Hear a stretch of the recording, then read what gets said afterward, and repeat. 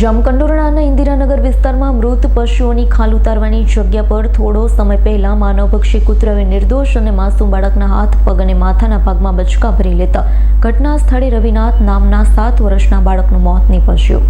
જામકંડોરણાના ઇન્દિરાનગર વિસ્તારમાં મૃત પશુઓની ખાલ ઉતારવાની જગ્યા પર થોડા સમય પહેલા માનવભક્ષી કૂતરાએ નિર્દોષ અને માસૂમ બાળકના હાથ, પગ અને માથાના ભાગમાં બચકા ભરી લેતા ઘટના સ્થળે રવિનાથ નામના 7 વર્ષના બાળકનું મોત નીપજ્યું. આ વિસ્તારમાં ઘટનાવાળી સ્થળ પર કાયમી કૂતરાનો ત્રાસ ભયના ઓથરે રહે છે. બાળકના કમકમાટી ભર્યા મોતના પગલે સમગ્ર જામકંડોરણા પંથકમાં ભારે ચિત્કાર ભરેલ લાગણી ફેલાઈ હતી. બાળકના સ્વજન સહિત ઇન્દિરાનગર વિસ્તારના લોકોએ જામકંડોરણાના મામલેદાર કચેરીએ આવેદનપત્ર આપી ધરણા પર બેસી ગયા હતા. મામલેદારે તે સમયે મૃત પશુઓના અવશેષ તાત્કાલિક નાશ કરવા ઘટના સ્થળે દિવાલ બનાવી કૂતરાનું ખસીકરણ કરવું, પોલીસ બંદોબસ્ત આપવો, મૃત પશુઓની જગ્યા અન્યત્ર ખસેડવા પાત્ર થતી હોય તે અંગેની દરખાસ્ત તૈયાર કરાવી મૃત બાળકના પરિવારને સરકારી સહાયની સહિતના મુદ્દે તાલુકા વિકાસ અધિકારી, ગ્રામ પંચાયત કચેરી લેખિતમાં જાણ કરી હતી. ધોરાજીના પ્રાંત અધિકારીએ મૃત પરિવાર આશ્વાસન આપી ધરણાનો સુખદ અંત લાવ્યો છે.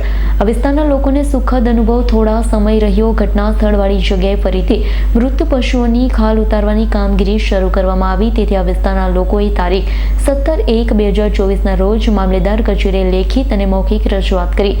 તારીખ 18/1/2024 વિસ્તારમાં રખડતા ભટકતા કૂતરાઓનું ખસીકરણ તંત્ર દ્વારા કામગીરી હાથ ધરવામાં આવી. આ સમયે જામકંડોરણા ગ્રામ પંચાયતના સરપંચના પતિદેવ સાથે જામકંડોરણા રાજકીય આગેવાનોએ આ વિસ્તારમાં રહેતા ગરીબ પરિવારોને ધમકી આપી જણાવ્યું હતું. જામકંડોરણા હાલ સમૂહ લગ્ન આયોજન કરવામાં આવી રહ્યું છે. સમૂહ લગ્ન પૂરા થયા પછી તમારા ઝૂંપડાઓને જેસીબીથી હટાવી દઈશું, જેથી કાયમી ધોરણે ઝંઝટમાંથી છુટકારો મળશે. સ્થાનિક લોકો દ્વારા જામકંડોરણા મામલેદાર કચેરી એકઠા થયા હતા. રેલી સ્વરૂપે જામકંડોરણા તાલુકા પંચાયત, તાલુકા વિકાસ અધિકારીને આવેદનપત્ર આપી રજૂઆત કરી ધરણા પર બેસી ગયા છે. Bureau report, S9 news, Jamkandorna.